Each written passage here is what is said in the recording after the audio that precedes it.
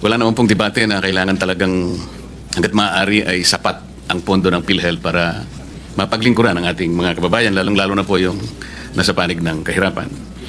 Ngunit dahil po sa experience natin sa PhilHealth, sa kanilang pamamaraan kung paano itaguyod ang kanilang mandato, ay hindi naman sila makapagbibigay sa atin talaga ng magandang record. Unang-una na po ay halimbawa po yung konsulta package, Mr. President. Magkano po ba yung konsulta package ngayon, Mr. President?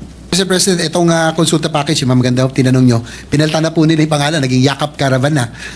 It's about 1,700 ang budget po per person, Mr. President. Magkano po, Mr. President? 1,700 pesos. Yan po yata sa konsulta package, Mr. President. Kasama pa po yata yung serbisyo ng doktor, tama po? Yes, Mr. President, kasama po yung serbisyo ng doktor, basic check-ups, no? Lab test, and yung pinaka-basic po na. Kasama po yung laboratorio, Mr. President. Dapat po, kasama po, Mr. Sa President. palagay po ninyo, magkano po? 1,700? 1,700. Sa 1,700 po ba, Mr. President, kasama na po yung serbisyo ng doktor, laboratorio. Magkano kaya ang matitira po para kahit sa simpleng, halimbawa, simpleng sakit na lang. Na-estimate po ba ninyo, Mr. President, na talaga namang hindi na realistic naman yung 1,700. Siguro po nung 1950 siguro, baka sakaling mataas pa po ang mataas pa po ang halaga ng piso noon. 1950 siguro, ang palitan ng dolyar siguro, baka mas mataas pa yung, baka isa 5 centimos natin noon isang dolyar ng Amerikano, Mr. President. Hindi ko po alam. Kasi si Senador Jinggoy po, napanganak na ng 1950s, ako po, 60s po ako Ano po, realistic po yung 1,700 na konsulta package, Mr. President? Ito bang 1,700? Does that include the professional fee of the Yes, doctors? Mr. President. Kasama yung laboratorio. Ano pa po kaya ang mabibili? Of all the doctors? Is it Yes, standard Mr. fee? President.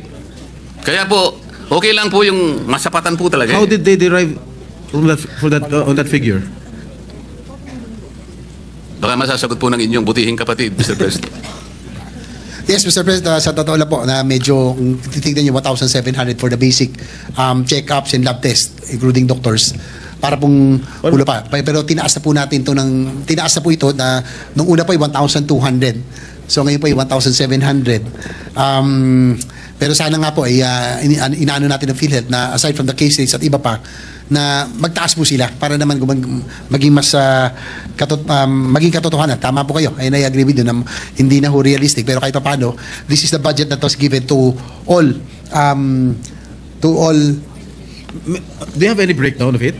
Kasi ang laboratory test, pagka CBC, complete blood count, lagpas 1,000 na po yan. Kung kompleto talaga yung gusto niyo malaman sa inyong sa resulta sa blood test. Tapos may doctor's fee pa.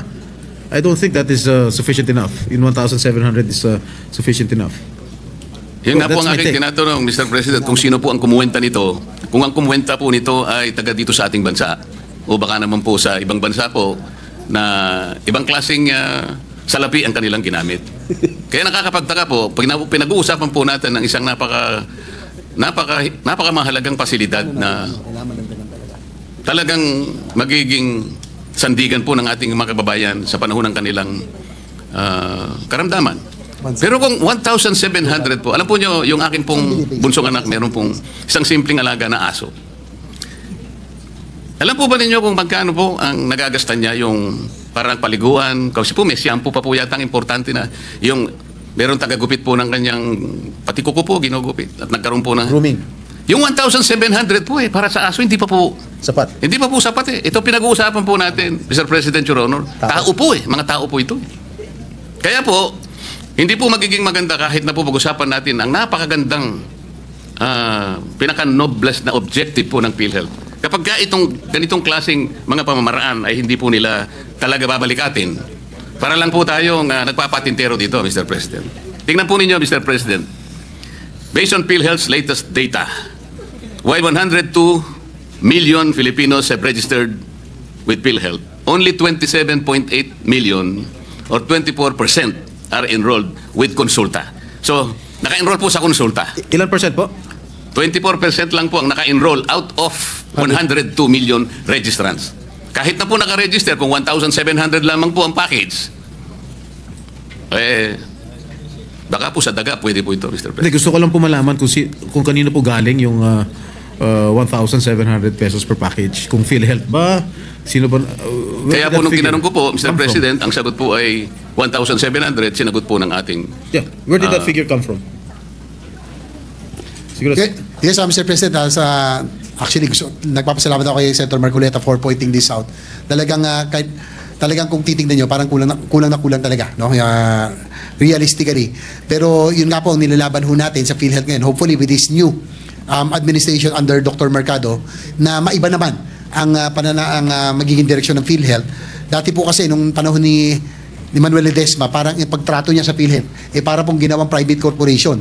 Na alam niyo naman ho, Mr. President, sa insurance, ang ugali ng private insurance, kung makakatakas sa liabilities yung mga dapat nilang bayarin, doon po sila kumikita. At the end of the year, pinagmamalaki nila yung kanilang savings and kanilang kinita, no? Pero in the case of PhilHealth, dapat po, dahil po yung government agency, and this is the only agency that is tasked to implement universal healthcare, dapat po talaga ay inuubos ito sa ating mga pasyente, sa ating mga kababayan. Hopefully, Mr. President, with the new PhilHealth head who committed to adjust yung pong kanilang case rates, and they committed also to increase the participation of PhilHealth in every hospital billing. Siguro dapat maitaas na rin po natin. And sa amin na po, maitaas na rin po natin ito pong iba pang mga bagay tulad ng pong itong sa konsulta package, no, na yung 1,700. If we can only increase all of this, hopefully maano na nila, maiayos na po nila. Sabay nung cases ay mas malaking bagay po, Mr. President. Kailan po umupo yung bagong head, Mr. President, ng PhilHealth na sinasabi po ninyo? Kung hindi ako nagkakamali, Mr. President, parang 3 buwan pa lamang po siyang nakakaupo, no? Or bandang June, no? Hindi po, palagay ko, 1 taon na po siya nakakaupo mula ng palitan niya si Ledesma. Wala pa, no? For the record po. Siguro siguro March or April ho, Mr. President. Kasi nung makailan nandito pa si Ginoong Ledesma nung huling budget hearing, na naging mainit pa nga yung ating deliberation on the floor, no? Nung nandito siya sa akin pagkakalam. Sa bandang Marso yata or February or March nung nakaupo si Dr. Mercado, Mr. Yeah, President. again, with the permission of Senator Marcoleta, where did those figures come from, itong 1,700? Did it come from PhilHealth? Ito sa konsulta package? Yes, Your Honor, Mr. President. That It came from PhilHealth. PhilHealth. Alright. Sa mga kapit, mahigit na po siyang kalahating taon na siya ang head po ng PhilHealth, Mr. President.